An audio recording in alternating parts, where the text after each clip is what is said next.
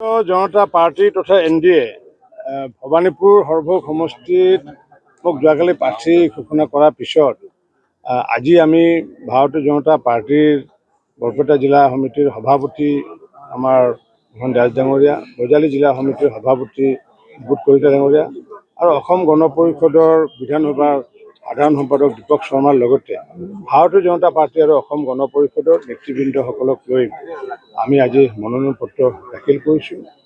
এইটো আপোনালোকক জনাই থওঁ যে আমি মনোনয়ন পত্ৰ দিয়াৰ দিনাখন আমাৰ সমষ্টিত যিমানবোৰ উপাসনাস্থলী আছে, উপাসনাস্থলীত আমি শৰাই আগবঢ়াওঁ। 2011 চনতো আগবঢ়াইছিলোঁ, আজিও সেইটো আগবঢ়াইছোঁ আৰু যেতিয়া পাটাচাৰকুছিত বিধায়ক হিচাপে নিৰ্বাচন অংশগ্ৰহণ কৰিছিলোঁ সেইটো আগবঢ়াইছিলোঁ। আজি আমাৰ 900 উপাসনাস্থলীত মঠ মন্দিৰ নামঘৰ সত্ৰকে আদি কৰি বাথৌ মন্দিৰকে আদি কৰি মছজিদকে আদি কৰি বিভিন্ন উপাসনাস্থলীত আমাৰ অতি কমেও 20-30 জন ৰাইজে আমাৰ শৰাই লৈছে আৰু সেই শৰাই লোৱাৰ পিছত তেওঁলোকৰ আশীৰ্বাদত আজি আমি মনোনয়ন পত্ৰ দাখিল কৰিছোঁ। আৰু মনোনয়ন পত্ৰ দাখিল কৰাৰ সময়ত মই নথৈ আনন্দিত হৈছোঁ যে যিটো নেকি মই পূৰ্বতে পোৱা নাছিলোঁ, যে আজি মনোনয়ন পত্ৰ দাখিল কৰাৰ সময়ত দুগৰাকী কেণ্ডিডেটে, এগৰাকী নিৰ্দলীয় দলৰ আৰু এগৰাকী CPIM দলৰ দুয়োগৰাকী আজি আত্মসমৰ্পণ কৰি তেওঁলোকে মোক এখন গামোচা দিছে, এখন গামোচা দিছে CPIMৰ পৰা, মেচিনত বোৱা হ'লেও কথা নাই, আত্মসমৰ্পণৰ এটা চিন এটা, আৰু এখনে দিছে নিচুকাৰ। আগতীয়াকৈ শুভেচ্ছা জনাইছে, মই ধন্যবাদ জনাইছোঁ তেওঁলোকক। আৰু লগতে এই চেগতে মই আমাৰ সমষ্টিৰ যিসকল বয়োজ্যেষ্ঠ নাগৰিক আই মাতৃ আছে তেওঁলোকৰ মই শ্ৰীচৰণত মই সেৱা লৈছোঁ আৰু যিসকলে সমবয়সীয়া বা মোতকৈ কনিষ্ঠ তেওঁলোকৰ পৰা মই শুভেচ্ছা বিচাৰিছোঁ।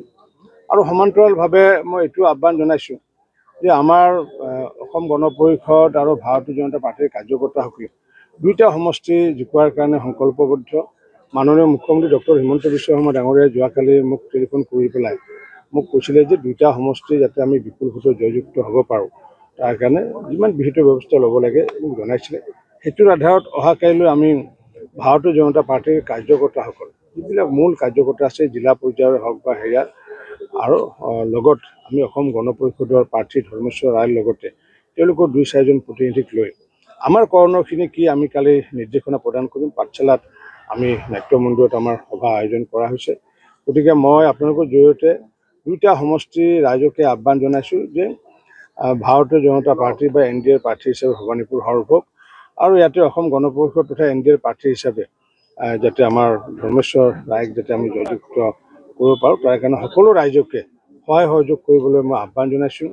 মই ইয়াতে বিধায়ক থাকোঁতে যেনেকুৱাকৈ সৰভোগত বৰপেটা ৰোডত মই কাম কৰিছিলোঁ, আজি কিছুদিন আগতে 11 কোটি টকাৰ ৰাস্তা এটা, তাৰ কিছুদিন আগতে 15 কোটি টকাৰ কেইবাটাও ৰাস্তা, ঠিক তেনেকুৱাকৈ আগন্তুক দিনত ভবানীপুৰ সৰভোগৰ পৰা বিধায়ক নিৰ্বাচিত হোৱাৰ পিছতো বজালীত যিহেতু মোক এই ৰাইজে যিহেতু মৰম আশীৰ্বাদ কৰিছিলে, সমান্তৰালভাৱে বজালী অঞ্চলৰ কাম কৰিম বা আগতে যেনেকুৱাকৈ আমি ধুবুৰী পৰ্যন্ত যেনে কাম কৰিছিলোঁ, গতিকে এইপিনে যিহেতু মই এইখিনি চোৱা চিতা কৰোঁ বিশেষকৈ বজালীৰ পৰা ধুবুৰীলৈ, গতিকে সেইপিনে কোনে জিকে কোনে নিজিকে নাজানো, কিন্তু সমগ্ৰ অঞ্চলটোৰ ৰাইজক আমি সেৱা আগবঢ়াম। গতিকে সমগ্ৰ অঞ্চলৰ ৰাইজৰো আমি আশীৰ্বাদ বিচাৰিছোঁ আৰু নিশ্চিত ওপৰত এইবাৰ মই যিটো দেখিছোঁ যে আমাৰ সমষ্টিটোত যিহেতু 11 চনত CPIM দলৰ তেওঁলোকৰ আমানতৰ ধন বাজেয়াপ্ত হৈছিলে, স্বীকৃতি ফৰফিট হৈছিলে, ঠিক তেনেকুৱাকৈ 16 চনত শোচনীয় পৰাজয় হৈছিলে প্ৰায় 20-25 হাজাৰকৈ অধিক ভোটত,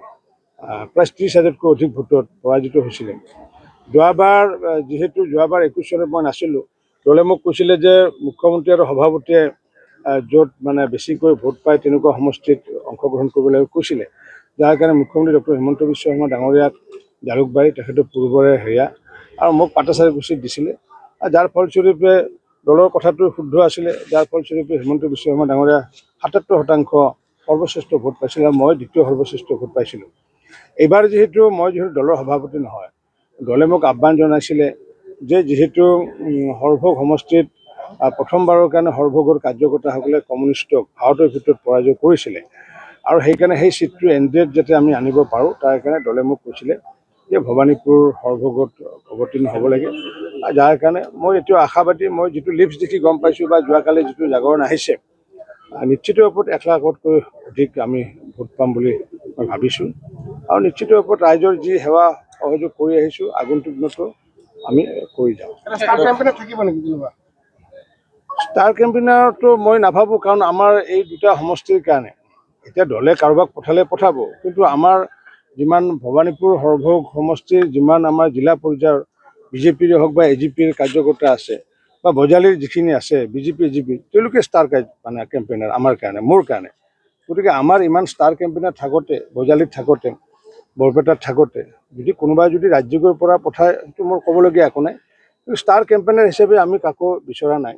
দলে যদি পঠায় নিশ্চিত ৰূপত সভা কৰিব লাগিব, কিন্তু আমাৰ প্ৰতিগৰাকী কাৰ্যকৰ্তা, বিজেপিৰ এজিপিৰ বজালীৰ কাৰ্যকৰ্তা, বিজেপিৰ এজিপিৰ ভবানীপুৰ সৰভোগৰ কাৰ্যকৰ্তা, বৰপেটাৰ কাৰ্যকৰ্তা, এই সকলোবোৰ আমাৰ ষ্টাৰ কেম্পেইনাৰ মোৰ দৃষ্টিত। কাৰণ কিয়, কাৰ্যকৰ্তাসকলেহে মূল কাম কৰে। গতিকে ষ্টাৰ কেম্পেইনাৰ হাজাৰ হাজাৰ ষ্টাৰ কেম্পেইনাৰ থাকিব। গতিকে মই ভাবোঁ যে নিশ্চিত ৰূপত আমাৰ 3টা সমষ্টি এই জিলাখনত, বিশেষকৈ আমাৰ বৰপেটা বিধানসভা সমষ্টিত আমাৰ দীপক কুমাৰ দাস NDAৰ প্ৰাৰ্থী, অসম গণ প্ৰাৰ্থী, আমাৰ বজালীত আমাৰ ধৰ্মেশ্বৰ ৰায় এজিপি প্ৰাৰ্থী, লগতে আৰু লগতে আমাৰ ভবানীপুৰ উপৰিও বঙাইগাঁও জিলাতো অন্তত 2টা সমষ্টি, বঙাইগাঁও সমষ্টি নিশ্চিত ৰূপত আমাৰ অসম গণ পৰিষদ তথা আৰু লগতে অভয়পুৰী সমষ্টি ভাৰতীয় জনতা পাৰ্টীৰ প্ৰাৰ্থী ভূপেন ৰায় নিশ্চিত ৰূপত জয় হ'বগৈ। এইপিনে গোলকগঞ্জতো আমি জিকিমেই নিশ্চিত ৰূপত, এইপিনে বিলাসীপাৰাত আমি নিশ্চিত ৰূপত যুঁজ দিম।